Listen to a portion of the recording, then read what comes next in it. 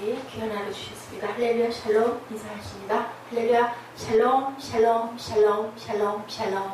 하나님 사랑합니다. 여러분 주 안에서 사랑합니다.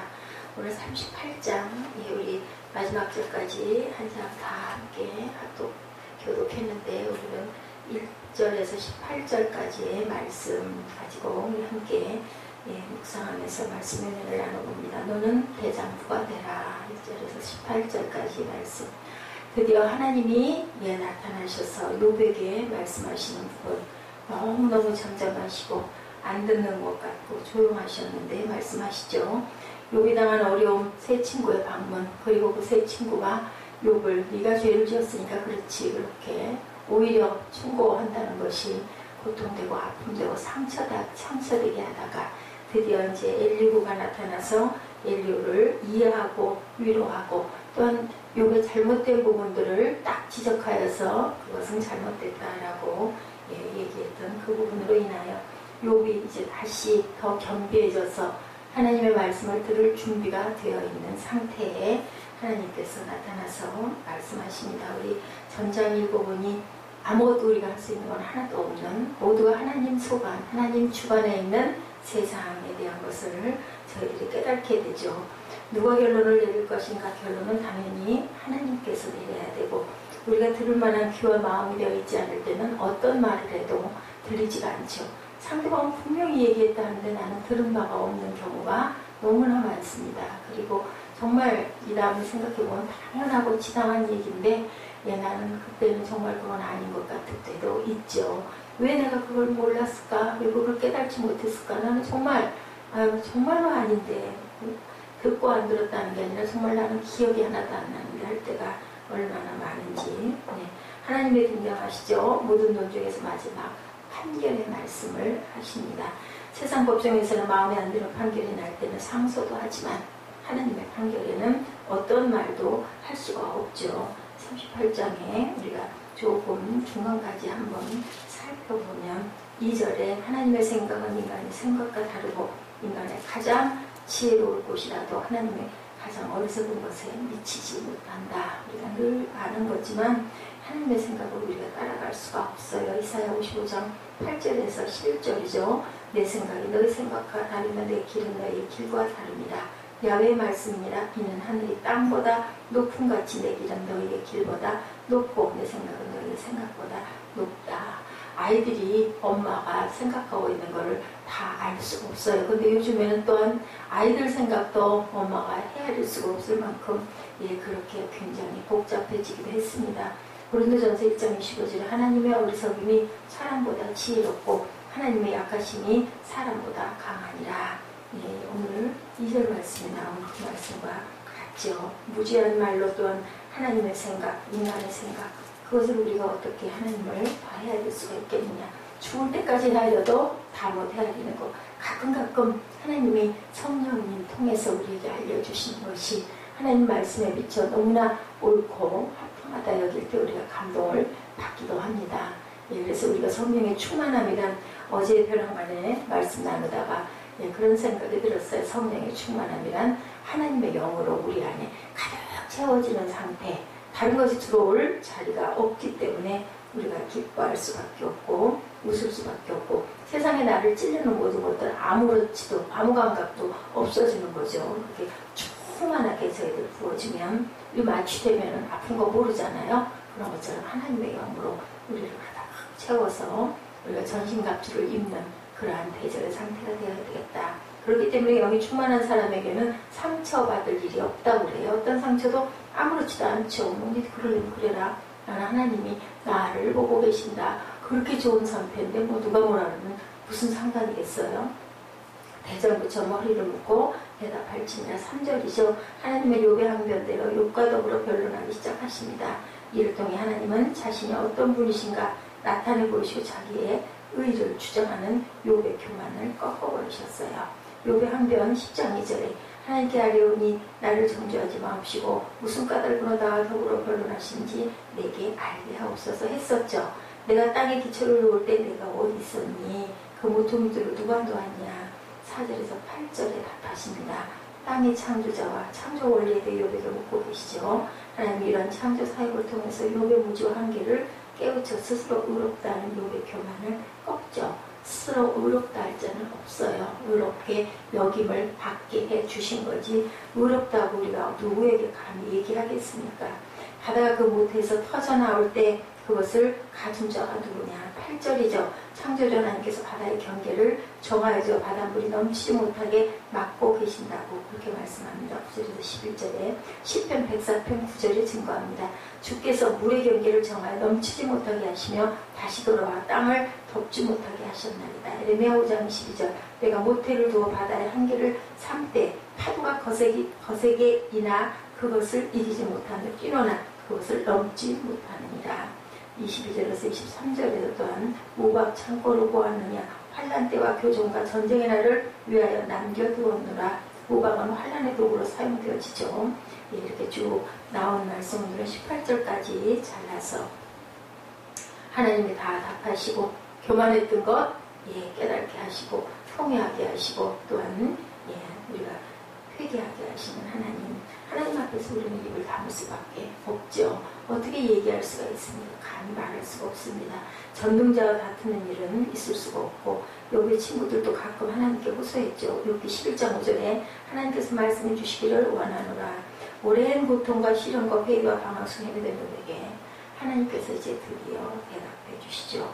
욥은 친구 엘리오의 명쾌하고도 친근한 변론으로 조금 겸비해지고 다시 겸손해지고 말씀하시는 것이 무엇인지 들을 준비가 되었을 때, 그러니까 우리가 혈기 나서 어긋거리고 아각거리고 할 때는 그저 내버려 두셔요. 근데 우리가 기가 꺾여져서 하나님 어떻게 해요? 제가 어찌하면 좋사오리까 하고 눈물품을 빼면서 울고 시름에 잠겨있고 또 오늘 아침 다시 생각했지만 가장 약해지고 가장 못나고 어떻게 할 수가 없을 때 잘할 때가 아니라 못하실 때 우리 기가 죽잖아요. 그래서 힘 빠질 때 하나님께서 붙들어 주시는 것을 저희가 느낍니다.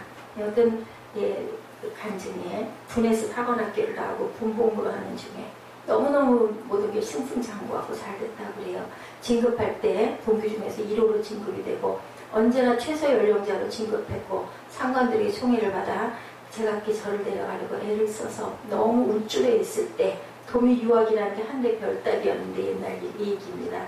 시험을 치면 1등으로 합격해서 제일 먼저 가고 싶을 때 갔고 미국 유학을 분해서 2번이나 다녀왔으니 얼마나 그저 칼날 같았겠습니까? 탓한 대로였습니다. 월남에 파견된 주월 한국군 총사령관이 그 부대로 본인을 데려가려고 교섭해왔고 육군 참모총장은 그 부대에 머물게 하려고 애를 쓰고 양쪽에 찢어가려고 문득 어떤 형제 생각이 나더라고요. 갑자기 예기치 않은 일이 생겨요. 그런데 쿠데타 음모에 몰려서 1년 반 동안 고초를 겪습니다. 육신적 정신적 파괴범위로 말할 수가 없었는데 사망의 골짜기죠. 음침한 골짜기. 근데 그 길을 걷는 동안 하나님과 더 가까이 하게 되었고 하나님 그 시간 동안 누구도 감방에 갇혀 있는데 어쩌겠어요. 그동안 성경을 많이 읽을 수 있는 기회를 갖게 됐다고 그런 감정이 있었어요. 어려움을 당하기 전에는 세상에서 무서운 것이 없었겠죠. 높아 보이는 사람도 없었겠죠. 교만하기 짝이 없었다. 본인이 되돌아봐집니다. 그런 어려움을 당하고 나면은 그 교만을 꺾기 위해서 고통의 도가니로 하나님께서 몰아넣으시고 그동안 많은 것을 깨우치고 깨달아 알았다. 세상을 알게 되죠. 생각했던 모든 일이 얼마나 내 나름, 내 위주, 내 일방적이었는지도 알게 됐다는 것. 세상은 그런 게 아닌 것을 이제 알았다는 거예요. 생각해보면 하나님의 내가 너무 고마웠다고 겸손해지고 낮아져야 부드러워져야 하나님 말씀하시는 것이 무엇인지 들을 수 있는데 그만할 때는 하나님 말씀을 들을 수가 없죠. 크신 하나님께서 이 이야기 속에 계획하시는 것 욥으로 하여금 겸손하게 하나님이 더 귀하게 쓰기 위해서 그러니 어떤 시절이 좋았느냐 아까 그 군대에서 승승장구 유학 근데 가서 배울 건 다 배웠잖아요.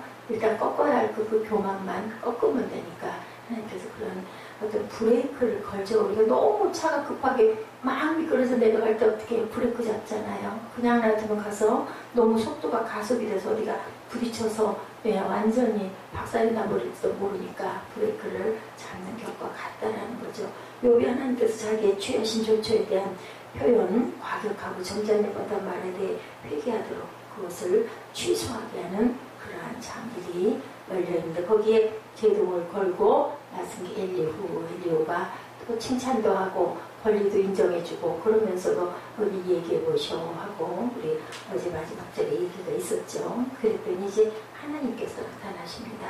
1절에 때가 야훼께서 폭풍 가운데로 욥에게 말씀하여 가라사대 했습니다. 누가? 하나님께서 출애굽기 3장 14절에 나는 스스로 있는 자 아니라 하시죠. 예, 그 이름이 은혜롭죠. 이스라엘 하나님, 예, 약속하시고 어기지 아니하시는 하나님이십니다. 말씀하여 가라사대, 대답하여 가라사대. 욥을 향하여 하나님께서 말씀하시는 것은 응답이죠. 하나님이 조금이라도 사람에게 말씀하실 때는 거기에 자비가 항상 녹아있다라는 것.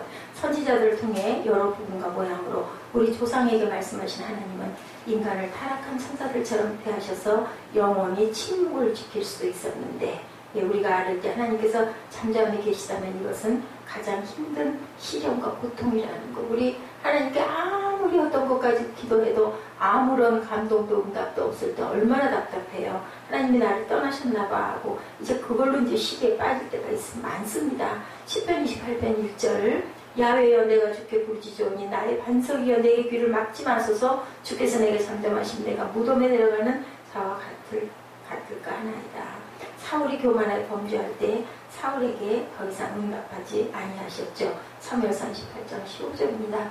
하나님께서는 사람에게 응답하신다는 것, 어떤 것 특별한 자비라는 것을 우리가 알아야 합니다. 욥의 세 친구들이 욥의 말에 응답하고 그 다음에 엘리후가 응답했지만 아무런 결실도 얻지 못했는데 하나님께로부터 오는 응답이 필요해요.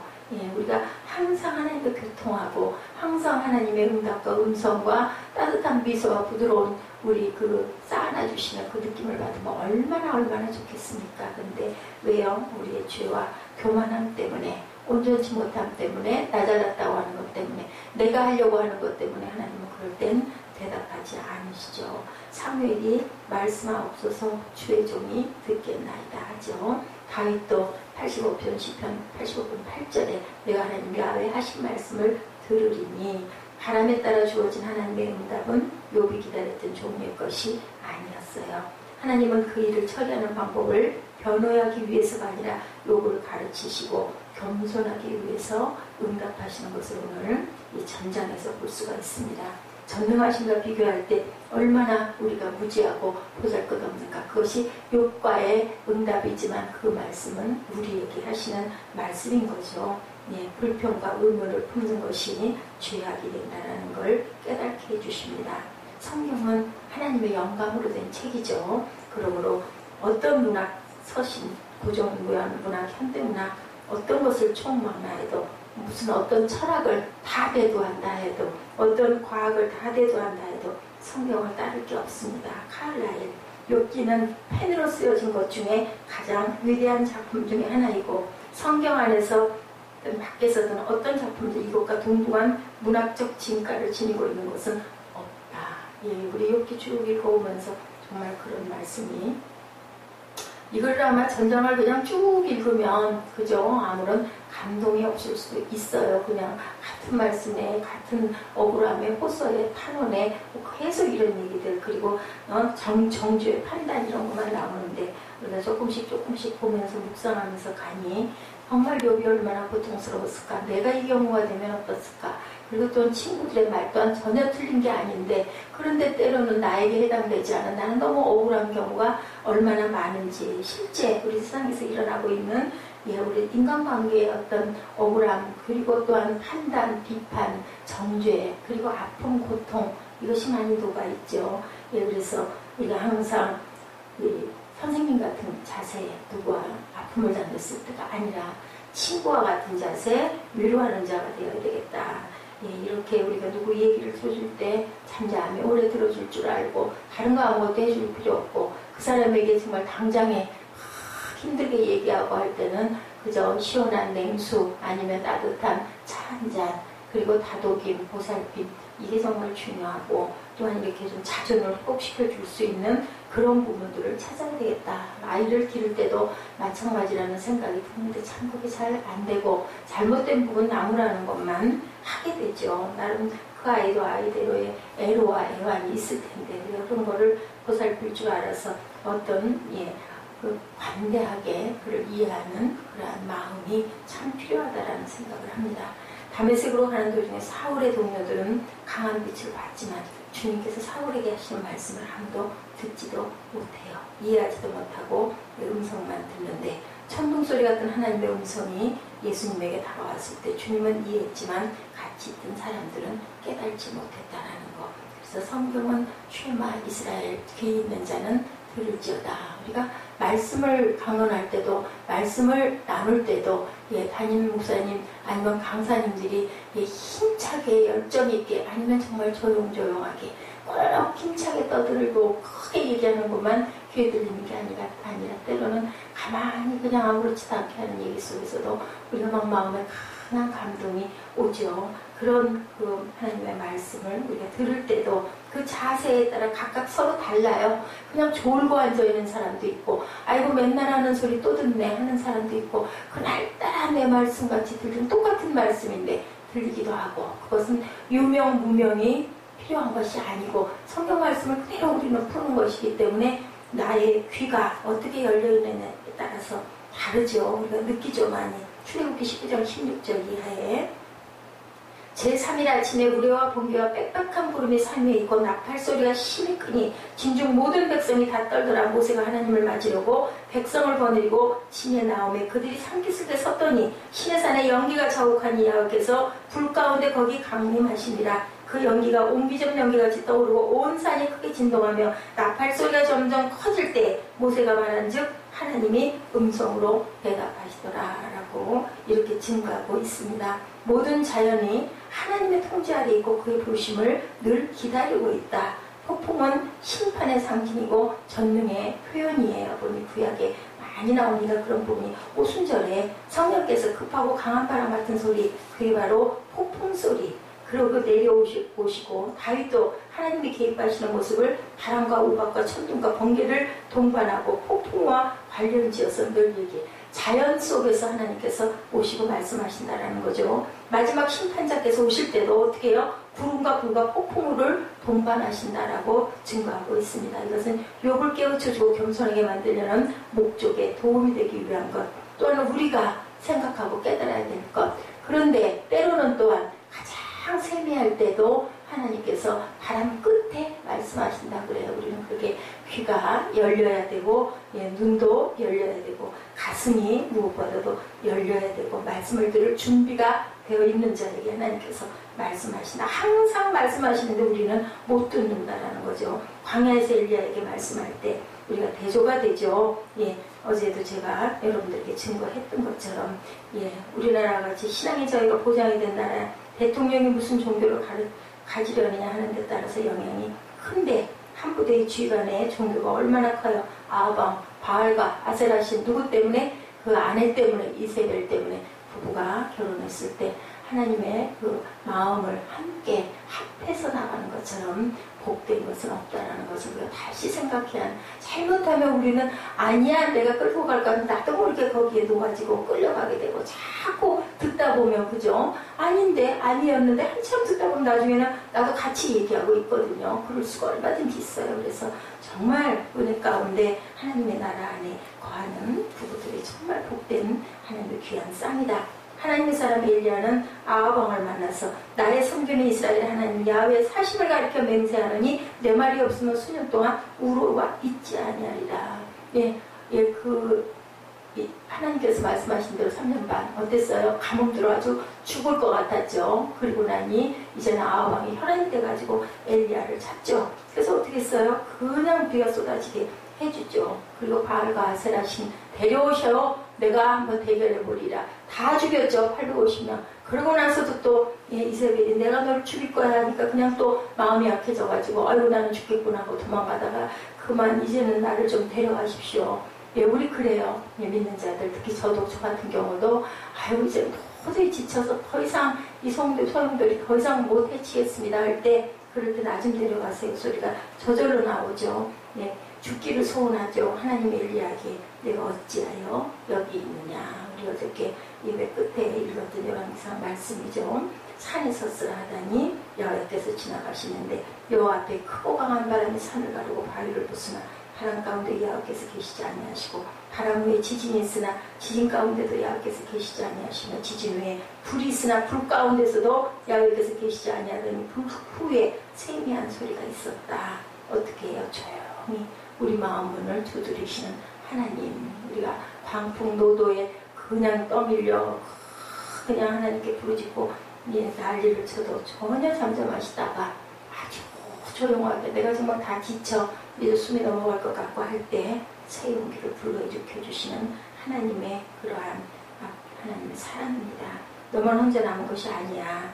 바알 앞에 무릎 꿇지 않은 사람이 이스라엘 가운데 7,000명이나 있어. 그저 엘리야가 이제 나 혼자밖에 안 남고 이제 내가 죽게 생겼다고 하니까 네 뒤에도 이렇게 많은 사람들이 있다. 그리고 다시 사명. 우리가 사명을 받으면 절대로 죽지 않습니다. 사명을 이루게 하시려고 하나님이 끝까지 힘 주시고 붙들고 계시기 때문에 변질되기 전에는 하나님께서 붙잡고 계신다는 거.